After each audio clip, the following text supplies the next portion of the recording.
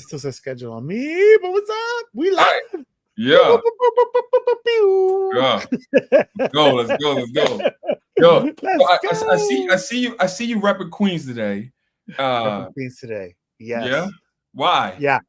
Well, so really, I wanted to represent the orange and blue, and my Knicks hat is lost. I can't find it, and so I wore my like nondescript Mets New York. So this could rock both Knicks and Mets. Yeah. That's what I was trying to do. I feel it. And you see me. You see. I see you. Yeah. We in the building. Shout out to the Knicks. We had a tough loss the other night. I think Brunson might be out with an ankle injury. But I like the dynamics of the team at this point. He doesn't seem as if he's ball heavy as he was in previous years. The bench is performing. I think you put Miles in there.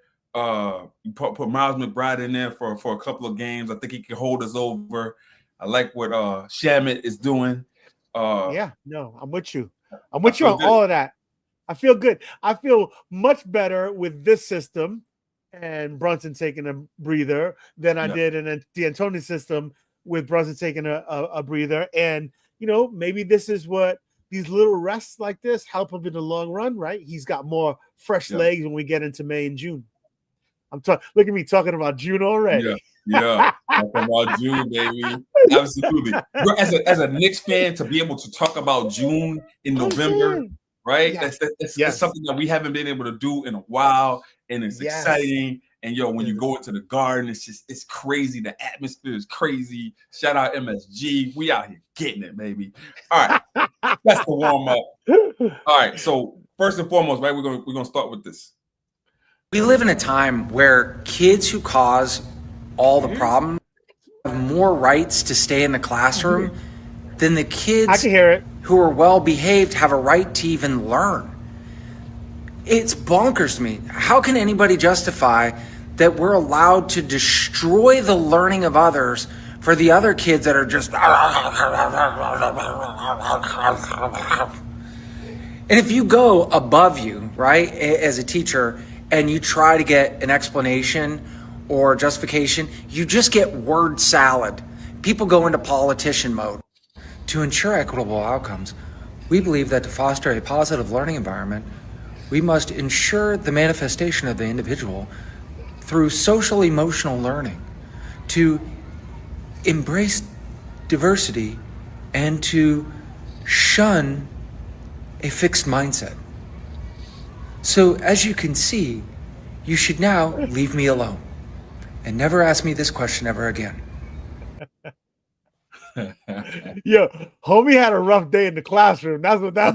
Yeah, definitely had a rough day. But let's talk about it, right? Because it fits into the schema of talking about tenure versus non-tenure, right? Yeah. And so, what were your initial thoughts when you sent me this? Like, what was your? I sent it to you. Have to be like, is this the school district? As a school leader, do you go into your political speak when a staff person will come to you with something like this? So that was my initial thought.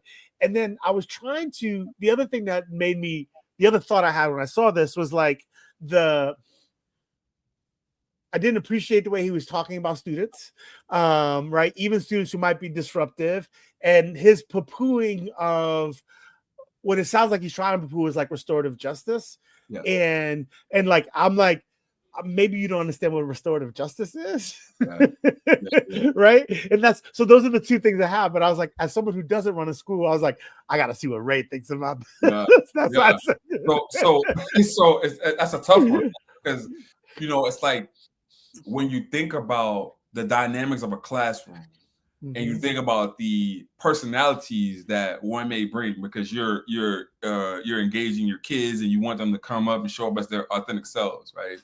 But you also want to create students that are nurtured and that understand that, like, they play a role in the learning that they're undertaking, right? And so, what is your part in the school community, and how do you want to be viewed by your peers, right? Mm-hmm. You want to be viewed as the person that's the distraction? Do you want to be viewed as the class clown, the person that enables the teacher to teach, right? Do you want to be the person that students are coming home and talking about, saying that, oh, this person is doing this person is preventing me from learning? Do you want to be that person, right? And so those are the conversations that I have with young people with regards to like how they show up, right? Because like, you know, you got to think about it. It's like, if you're showing up this way now, you're also going to be asking for letters of recommendation to go to college, and you're going to be, you know, all of those things, right? And so these are all the things that folks need to be thinking about now, and we try to reinforce that. But is this true? Absolutely, 1,000%. There can be a time when you have 30 kids in the class and you can have one student that can throw off the learning for 30 other kids. Mm-hmm. And yet, as educators, we are expected to make the sacrifice for that one kid to make sure that that one kid is also learning. Is that fair to the other 29 students? Absolutely not. But it happens. Yeah. I mean, it makes me wonder about the double-sidedness of like what I think we've done over the past 10 years is like, we want students to bring their authentic selves to class. We want staff to bring their authentic selves. But like, your point is like, there's a double side to that, right? It's like, we want you to bring your authentic self, but we also want you to be thinking about how that authentic self needs to manifest in this environment. Like, there's a flavor of that, right? And to your point, there's implications to how you want to be seen, right? And so like, how do we sort of keep the spirit of, we want you to be able to ask inquisitive questions and to push back. We want you to be like, but we don't want you to be disruptive. We don't want you to be the cause of it. Just like, how do we find that right balance? Because I think we use be your authentic self as a you know, a heuristic, as a quick way of saying it, but it's a lot more nuanced than that. And so like, do we need to do the work with our students, with our teams, to provide more of a guideline rather than be your authentic self, but to be like, here's how showing up authentically in the classroom should look like, and here's what it should not look like, right? Absolutely. Those types of things. But it's your job as the educator in that classroom to model what that looks like, right? So like, what does that look like in practice? What does it look like in theory? And to continuously have conversations about what's going on in your classroom, and also to like revisit those norms, right? So like, if you set norms at the beginning of the school year and you're like, hey, something's off whack here, let's revisit these norms in order to like reset the conversation or reset the classroom, right? That should be done after every marking period. Like, it should be some time centered on resetting what the learning atmosphere looks like. And it's also, it's not just, I don't think it's just reticent to what happens in K-12. I think that this is also what happens in higher ed as well. It's like, you can go into a classroom as a college professor and you can have a terrible class, but like, it is upon you as the professor to like not getting your feelings about not having a good class, but coming back and being reflective as a practitioner to say, you know what, we didn't have a good class. Let's have a reset in order for us to understand how we're learning from each other, to make sure that we're creating an atmosphere where learning is happening. That's right. And the only difference is in higher ed, the students who might be a problem typically opt out of being in that classroom on that day, right? Right. And so like, that is not possible in the K through 12 system. Those students have to be in class, and so they're not able to opt out, and so you have to deal with it. I also think the issue here too is like, how do we find good balance, right? To your point is, there are times where that student who's acting out is going to disrupt the learning of the other students, but it can't be that is always the case, right? At some times you have to, as the leader in that classroom, be like, I can't allow you to disrupt the classroom today with this mess. And so we're going to have to your point, what are the norms around this? Like it can't be 100% in either direction all the time. You've got to be able to sort of navigate those times where you have, you know, students who are being unreeling. And there are times where you can't allow it to disrupt the broader class because the class is too critical at that moment to allow it to be a disruption. 1,000%. But then also, you gotta take this into account too.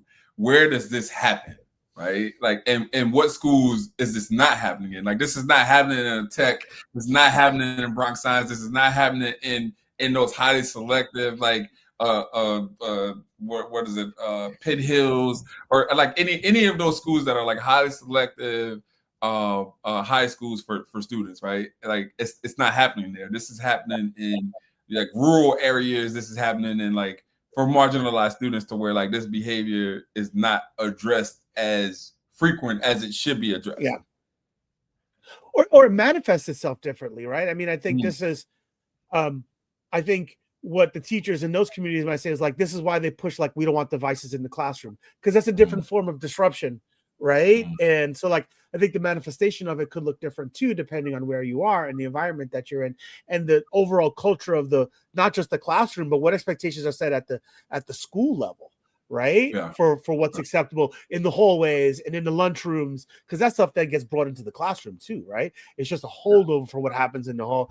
Most of the times when I was in high school, I haven't taught in a long time, but when I was in high school as a student, like, the messiness was typically a spillover from the messiness of the hallways in between class periods. Yeah, of course. 1000%. Like that 5 minutes that they give you in order to get to in charter schools, my plug for charter schools, what some schools have done in order to eradicate that 5-minute layover and when the mess can happen in the 5-minute walkway between classes or whatever. We cut that down to a minute. So you only have a minute. Got kids running through the hallways. They're running like this and trying to get that should be the focus. That should be the focus. The focus should be, like what are we doing to get to class? Like not everything else. But anyway, bro, I wanted to touch on this, man, because this was powerful for me. I don't know how powerful it was for you, but this right here, man, this was crazy. For them. That is why I will sign the discharge petition right now to release the Epstein files.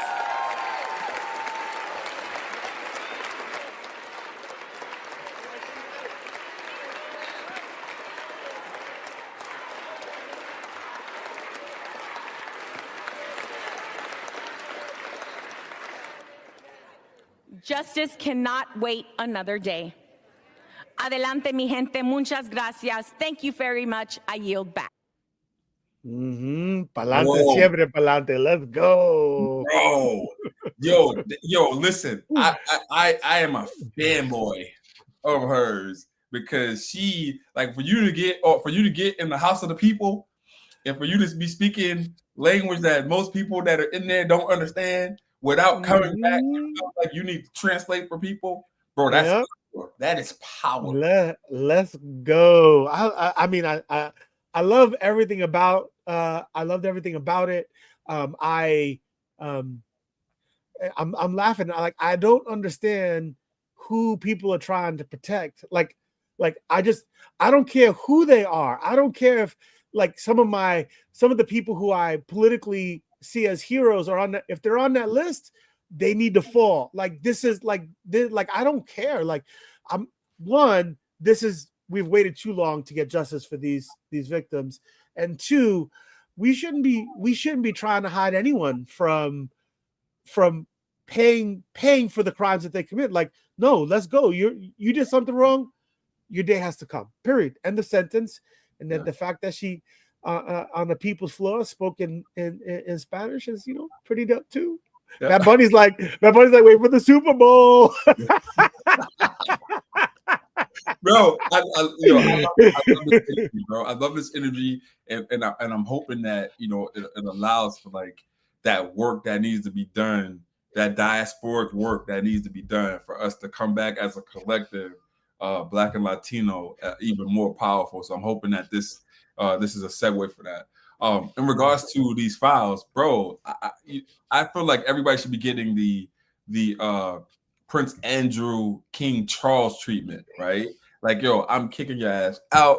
Like, there's nothing. You are no longer affiliated with this family. Like, you are no longer affiliated. Like, those are all the things that people need to be feeling. But see, here's the difference between I would say, need to be in jail. Period. Yeah. End of sentence. Yeah, but this is the difference between, like, a MAGA Trump supporter and just like a left-leaning liberal, right? Is that on the liberal side, I would venture to say that most people would be like, I don't care if it's a Republican or a Democrat, whoever violated the chastity of children, they need to be locked up and they need to be in prison. That's what I would say would be the liberal argument. Whereas a person that's a MAGA Republican, when you're out trying to justify things by saying that, oh, well, if she's 15, then she's old enough for this. And like, what? What are you even saying right now? I didn't send that clip to you because I didn't believe it. Right? Yeah. Like I saw it and I was like, this has got to be a Megyn Kelly. deep fake. Megyn Yeah, Kelly? the Megyn Kelly No, clip. that was real. That was real. I know it was real, but at first I was like, yo, this has got to be a deep fake. Like, because first of all, she has a 14-year-old daughter. Like, what is happening right now? It's a distinction without a difference. What are we talking about right now? Like, it's wild to me. It's wild to me that anyone would like that would come out of your mouth. Yeah. I don't care. Yo, even if my child was 18. Yeah. Right? Yeah. You traffic my child? Yeah. You ain't need a lawyer. You're gonna need a priest, right? Yeah. You know what I mean? Like, it's still my child, right? And so, like, right. Yeah. So, like, anybody that's coming up in any names that are coming up in these, yo, you need to be prosecuted. I don't give a shit who you are, right? I don't care if the Supreme Court has granted you immunity or like whatever. Like, I think that you need to be prosecuted. And that should not be a controversial statement. No, not at all. But it is. It is. I might have to watch myself next Friday.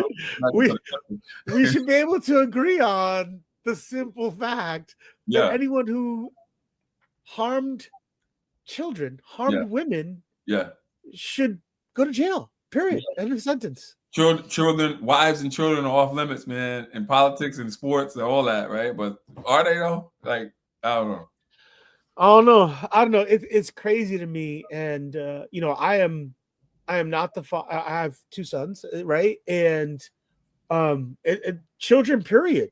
You trafficking children, like this is not a game we ought to be playing. Yeah, not at all. And then, you know, for people like, oh well, you know, it's the difference between a 10-year-old and a 50. Like, no, like both of them shit is the law. Like, what are you talking about? No, Standing up here sound like R. Kelly and Monica. Like, stop it. Like, yeah, man. I didn't think R. Kelly would ever make the show. But... I'm just saying, there's no difference. Stop it. Here we are. It's a new low. All right. So you got the Queen's hat on, but you're originally from the BX. No. I grew up on the island. You grew up on Long Island. I grew up in Brentwood, baby. Brentwood. So you're originally from Brentwood, the Big B. The Big Brent. I'm originally from Brentwood. But you spent summers in the Bronx. I spent a lot of time in the Bronx because I have family. A lot of time in Puerto Rico and a lot of time in the Bronx. I have family in both places. Yes. Okay, cool. All right, bet. So, don't know if you know, but the Wave, Max B, has just been released from prison. Right? And so, this is crazy because you got all. I did not know this. Yeah. So for those of you that don't know, Max B is a rapper from I guess you would say the Dipset Diplomats fame. Yeah. That wrote a couple of joints for Jim Jones, wrote a couple of joints for other artists, but then also had his own wave in terms of mixtapes, heavily entwined with a French Montana, right? And so went to prison because of some kind of violent crime, right? That apparently he had a part in or no part in or whatever, right? Allegedly, yes, let's say allegedly, but has recently been released from incarceration and is free. Was just at a Jets game and just like being shown what people come home to from that life, right? I don't know that life, and so but like he's being shown love because he didn't tell on anybody. He did his time, came home, and he's being shown love by everybody in the industry, everybody from that life. Here's the problem that I have. The problem that I have is that I would rather you show that love to people that go away to college and graduate in 4 years and come back home, right? Because I see that happen all the time. I see it happen in my hood, see it happen everywhere. People go away for crimes that they committed or whatever. And this could be heinous crimes. These people are not fucking good people. These people are terrorists in their communities. And then they go away and then they come home and they come home to treasures. They come home to all the things, right? All the things that people that went to college and come home should come home to. And so I wanted to hear your thoughts on that. Well, I mean, I don't know. Like, I don't know. There's either or. Why can't we celebrate both? I agree with you. We need to be celebrating. We need to be celebrating our young people who go off and accomplish amazing things, right? They could finish a 4-year degree. They could get an important licensure to become to be a part. Like, we should be celebrating the accomplishments of the young people of our community with all the flowers and love that we can give them, because that is really critical. And we need to see that. We need to celebrate those things across the board.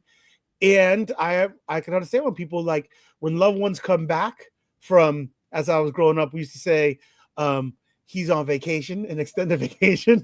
Bro, I've heard them call it college. Like, I'm in college, bro. I went going away to school because you're learning to be a better criminal. Like, bro, what? When friends and loved ones came back from, an extended vacation upstate, right? Yeah. Like you want it, like, they're back. You want to be like, oh my God, I missed you, right? Because you missed them, right? And you want to, right?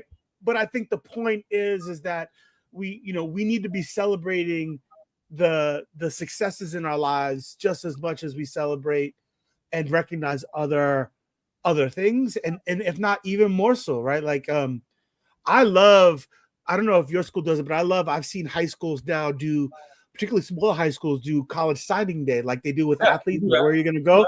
Where it's like, sit down and everyone has an opportunity to be like, I'm going to this university. I'm going, like, we should be celebrating all those key milestones, because those key milestones are important to the journey and to the completion. Yeah, 1,000%. All right, we're going to end with this, bro. This is going to be a little controversial because it's about 2 minutes, but I want to hear your take. I think that we can have a really good conversation on this. So, a 12-year-old is recovering from a broken lip and other injuries he says he got from a school employee at KIPP Philadelphia Preparatory Academy in North Philadelphia. That staff member has been terminated, but the boy's parents say that's not enough. Action News reporter Amanda Pitts is live on the Parkway. And Amanda, you spoke to the student's mother tonight. Yeah, Rick, that boy's mom tells me that while she acknowledges that her son was in the wrong here, he did swing at that staff member first, she still says he didn't deserve to be assaulted by an adult at school, a place where he should feel safe.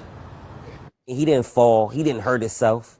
He got punched by a man twice his size. 12-year-old Peyton Outlaw has a swollen lip, a lost tooth, and multiple stitches after he says he was assaulted by a staff member at the KIPP Philadelphia Preparatory Academy in North Philadelphia Monday. My son wanted to use the bathroom, and apparently he wouldn't allow him to use the bathroom on his lunch break. So my son tried to go around, put my son in the headlock.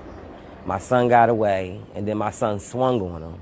So then the dean swung back, they say my son flew across the room, and his tooth fell out his mouth. Outlaw's mom, Montrina Bennett, says she never got a phone call from the school after the incident. Neither did his dad or other emergency contacts. She says they found out from the parent of another student. She rushed to the school to find her 7th grader bloody, his injuries covered up by a mask. And so his lip was up here, his face was swole, and he had blood dripping down. The cops should have been called. My son should have went to the ambulance instead of to the nurse's office. In an update tonight, a spokesperson for the school telling Action News, following an initial investigation, the staff member has been terminated. We continue to fully cooperate with the Philadelphia Police Department and the appropriate authorities to ensure transparency and accountability at every step. She'd like to see more accountability both from school leaders and the staff member. Peyton now needs a root canal on a 2nd loose tooth and is scared to go back to class. That man went home. My son went to the hospital. All right, Brody.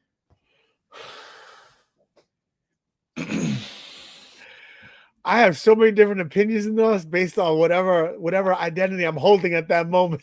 Yes. So yeah. So talk to me. Let's unpack.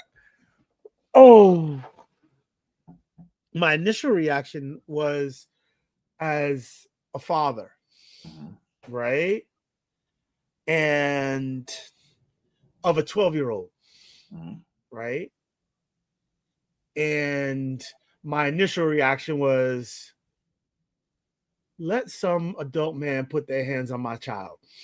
You gotta see me. Yeah. Listen, there's no ifs, ands, and buts about it. You put your hand on my kid, you gotta see me.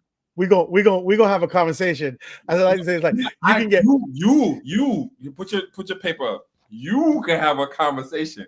I'm not having no, that's what I'm saying. The conversation gonna be a different kind of conversation. I'm gonna be real with you right now. Like, I wear ties, but I also wear Timbs every day, and we're gonna have a different conversation about that. For sure. Agreed. Yeah. And so that was my first reaction as a parent, right? It's just like, oh my God, this is a child. I don't care what age they are, how big they are, this is a child. Yeah. Right.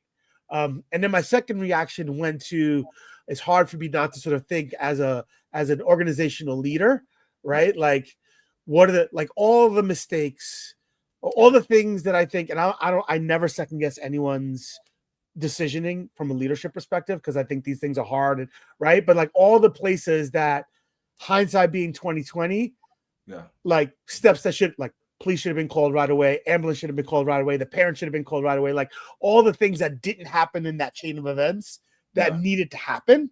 Hold up. I gotta stop you, because even as a systems leader, right, when you see mistakes that happen like that in the sequence, the way that you just sequenced it, bro, and it's hard not to call that out. No, yes, and I have grace for other people's leadership, right? Like, I don't. That's wild, bro.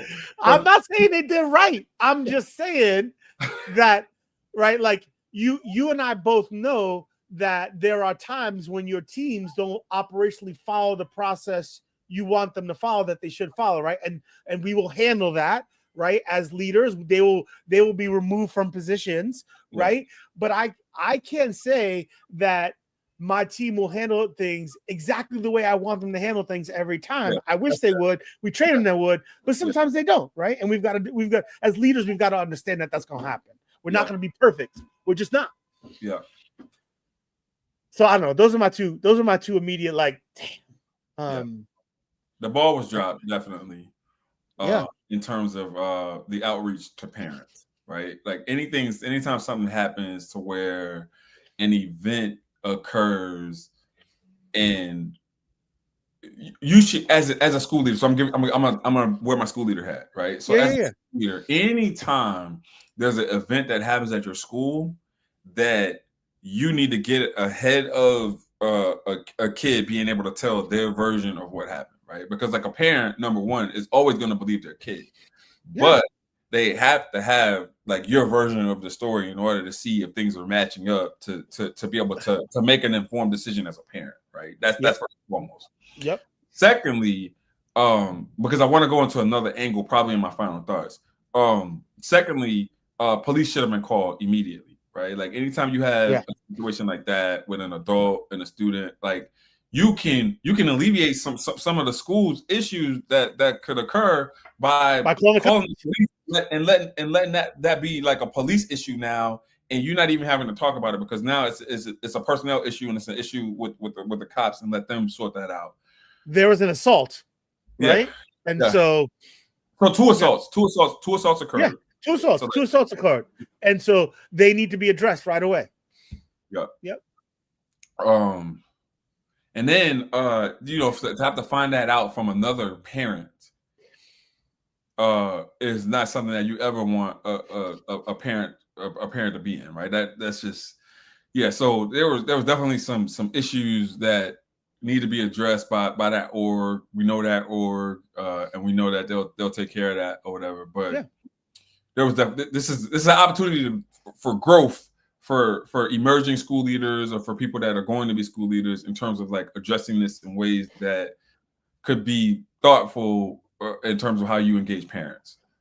Yeah, and I think as leaders, we have to approach it as two ways, right? It's like, what is the immediate process of triage when something like this happens, and how do we reinforce what the protocol is for a different number of situations, and so that folks are more likely to follow a proper protocol when they happen. And then once you do that, then you can ask the questions like, and what do we put in place to make sure it is less likely for this to happen again, right? What's the training? What's the support infrastructure, right? Do we have videos in places? Video cameras in place. Like you've got to start thinking about the body cam. Body cams. Right. You got to think about like, it's going to happen again. And so how do I make sure that we follow better protocol? And how do I decrease the likelihood of it happening? And I don't think we can ever stop this kind of thing from happening, but how do we decrease the likelihood that this type of thing happens? Agreed. All right. Final thoughts.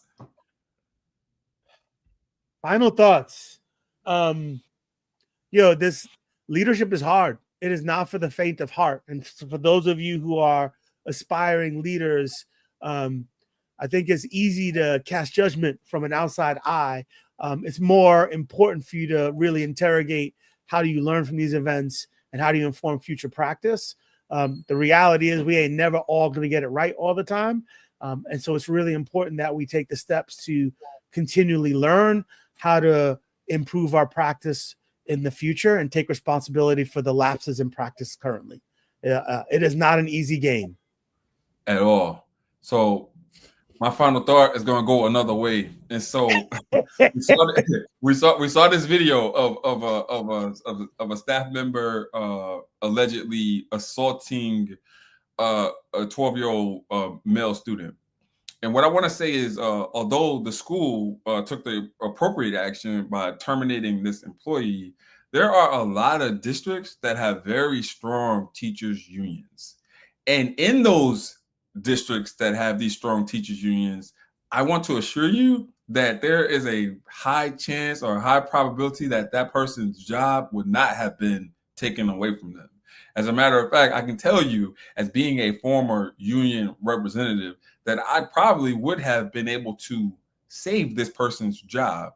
And so that is something that needs to be thought about in terms of the writ large discussion on the pros and cons of teachers' unions. Yeah.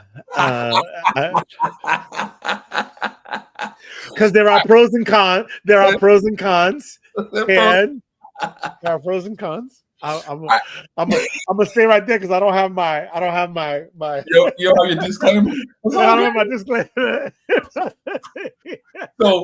So we won't see y'all next week. I'll be somewhere else, and then the week after that is Thanksgiving, Black Friday. So we'll see y'all in a couple weeks. See you in December. Yeah, December for our end of year holiday special. There it is. All right, peace out. Peace.